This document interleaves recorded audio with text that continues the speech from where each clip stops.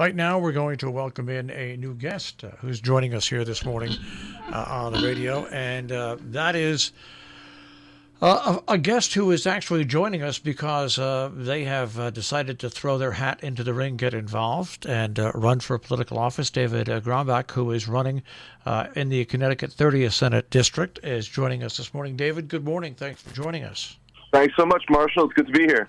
All right, we have a Friday morning in Connecticut, and it's cloudy. We're into the final, just about a month of the campaign.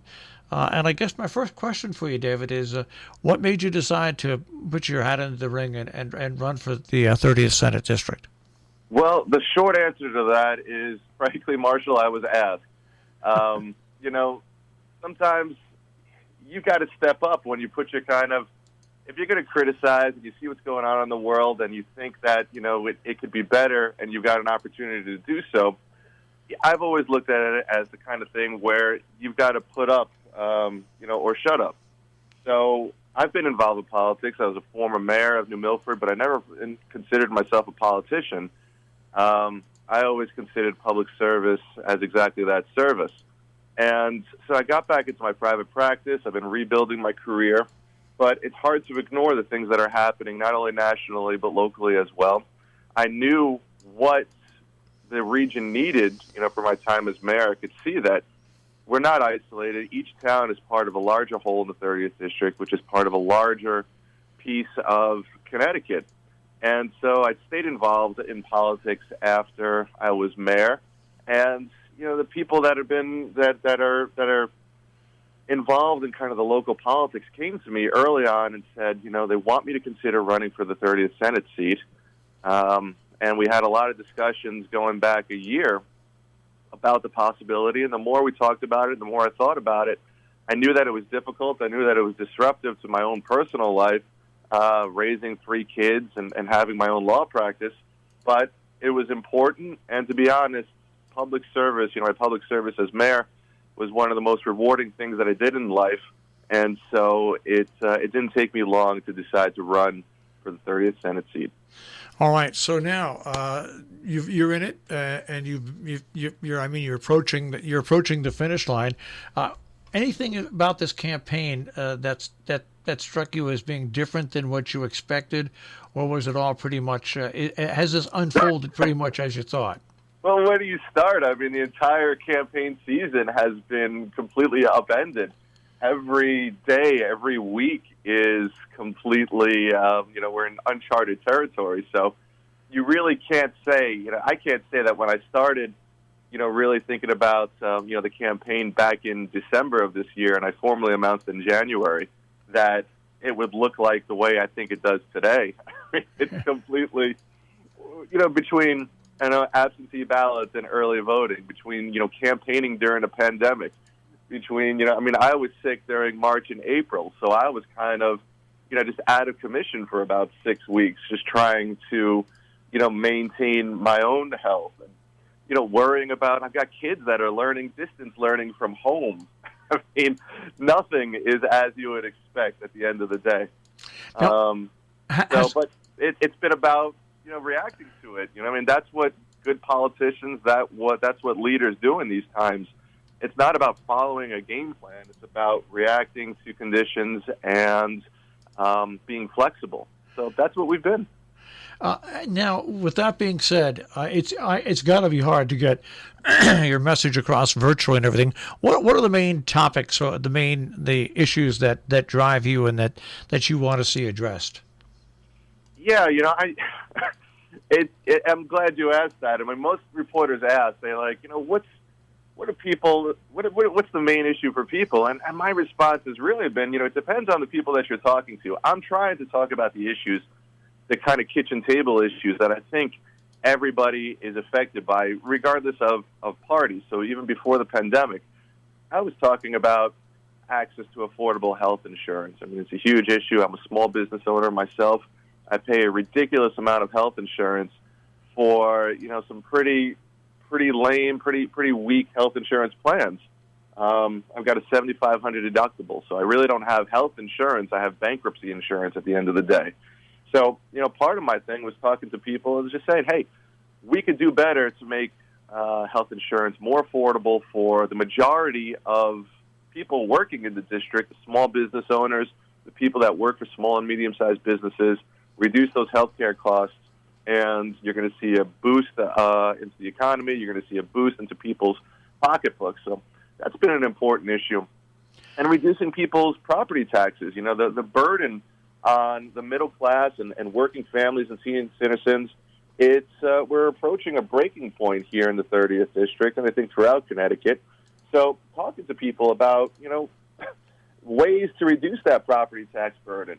It's one of the things that, my Republican opponent and I, we don't disagree on these things. But the major difference is that, he's been in Hartford for 20 years and has just been talking about it. I'm the kind of guy that has a plan and is going to do something about it. And I'll be the first to tell you, if you don't see any results within 2 or 4 years, don't reelect me. I mean, hold me to some kind of standard. And that's what I'm asking people to do too. Look at where we are. Think about, is the status quo working for you? And if it's not, well, then we need to change things up. And I think people recognize that, just talking and criticizing about these things doesn't work anymore. We need people that are going to put together plans, that are going to work within the Democratic majority, and hold them accountable for the times when what's happening in Hartford doesn't align with our priorities here in the 30th District. We're speaking with David Gronbach this morning, who is running for the 30th Senate District here in Connecticut, which is our district here in the local area. And well, seeing as you've been in politics a while, I'll start over again. What might make this even harder is, I think, one of the major things in politics that if you're successful is your direct communication person to person with individuals, and that obviously has been taken away from you. Yeah, that's true. It's been difficult. So, people do reach out. They message me, through the website and, through social media. They have been emailing me as well. And I try to, and some people will actually just call me up. They'll Google me and they'll call up my law firm. I had a great conversation with somebody the other day that had a kind of misconception about something that had been put out there. And we talked for about 15 or 20 minutes over the phone. At the end of the day, he was really happy with our conversation and asked me for a lawn sign. But you're right, those kinds of opportunities are few and far between. So I've just been trying to get in front of, get a message developed, first of all, by using videos and I'm a writer. I don't believe in this kind of thing of hiding behind other people or surrogates or having people speak on my behalf. If I have a position or people ask me about something, I write about it. I try to keep it short with a couple of paragraphs, and you could read about what I have to say. I put it out into the world, and I let my own words kind of speak for themselves. And for the people that are interested and are engaged, they could find those things. I make it easy to find, and sometimes they agree with me, sometimes they don't. But I think overall, people appreciate a politician with an opinion and with the ability to actually explain why they think what they think and can be an advocate for various positions. Also, running out here is a totally different experience because the length you have to travel to go from one end of the district to the other. Oh, it's crazy. And I think it goes on from there. For a while, I worked in Hartford. I worked for a news organization, and and what made me stop that was I don't know if you remember when the Patriots were going to move to Hartford. And about 10 o'clock one night, when the Patriots pulled out of the deal, I was assigned to go to Hartford to a press conference with the governor, where he announced the pullout was happening. And then coming back from Hartford to Northwest Connecticut in the wintertime with bad roads at 1:30 in the morning, I just said, I know. I get it. You're right. But if there's one silver lining that comes out of, this whole situation with COVID and the pandemic, it's to show that, we don't have to kind of physically be in all these places, especially, so that press conference that you were talking about, now that would be held over Zoom. You could ask your questions. You could type it into chat. You wouldn't have to take your life in your hands driving through, the winter at the middle of the night through the back roads of Connecticut. And that's kind of shown that, I think that's kind of shown not only in government that, we could participate in government without these physical obstacles that they put up to actually showing up in Hartford on a Tuesday morning if you want to talk, about legislation or a bill. You could do it virtually, and we're seeing that in the private sector as well. I think a lot of companies are realizing, they don't have to have this expensive office space, in Stamford or in White Plains or in New York City even. And people are realizing, I don't have to commute 2 hours, 2.5 hours every single day to sit in an office when I could do the same thing from my home, connected virtually. And so hopefully there's a revolution, that comes about as a result of what we've been doing in the pandemic. And that's helped me even. You're talking about campaigning. So, before the pandemic, I was going up to we got 14 towns in the 30th district. It runs from Brookfield up to the Massachusetts border, Salisbury and North Canaan up there in the north, and people don't realize it. And it was rough. You're right. I put a lot of miles on the car visiting every town, every DTC, a lot of the local meetings.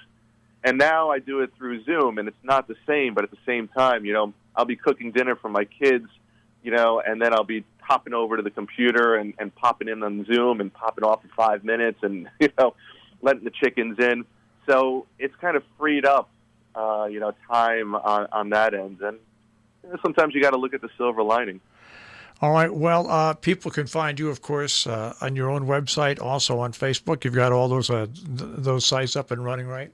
You bet. Gronbach 2020, and then on Facebook, Dave Gronbach, 30th District, Instagram as well.